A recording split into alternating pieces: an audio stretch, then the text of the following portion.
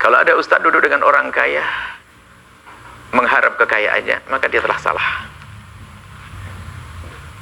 Tapi kalau ada seorang ustadz duduk dengan orang kaya mengharap semoga orang kaya itu menjadi orang dermawan, maka itu sah. Tandanya tulus apa?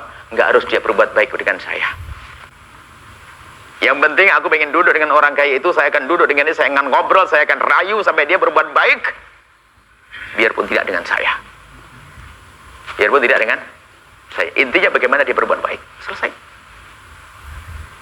Lah tujuannya ya bagaimana membuat dia selamat.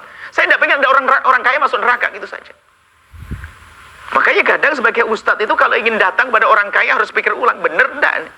Saya datang pada dia mengharapkan kekayaannya atau saya mengharapkan dia selamat? Ini beda. Jalannya sama, bahasanya sama, niatnya yang beda. Ayo.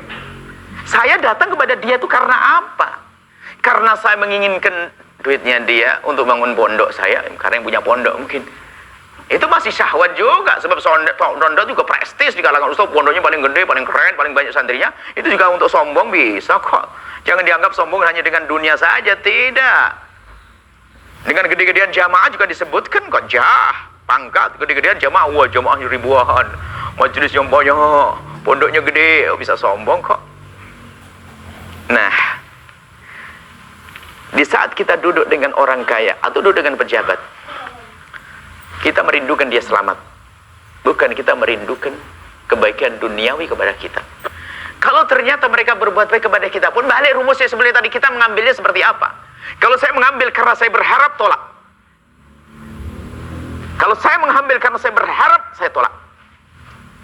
Harus tolak kalau ingin selamat hati. Tapi kalau saya mengambilnya dengan bahwasanya ini adalah Allah kasihkan jalan dan bukan dengan syahwat, maka boleh diterima. Tapi juga di saat menolak, ada kan tidak mau, oh saya tidak mau bantuan dari, misalnya nggak mau, ada pondok nggak mau bantuan pemerintah ya, misalnya.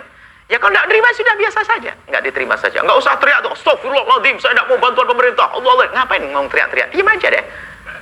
Kok main action nggak perlu? Kita perlu serius kok dengan Allah. Kalau nggak mau ya sudah.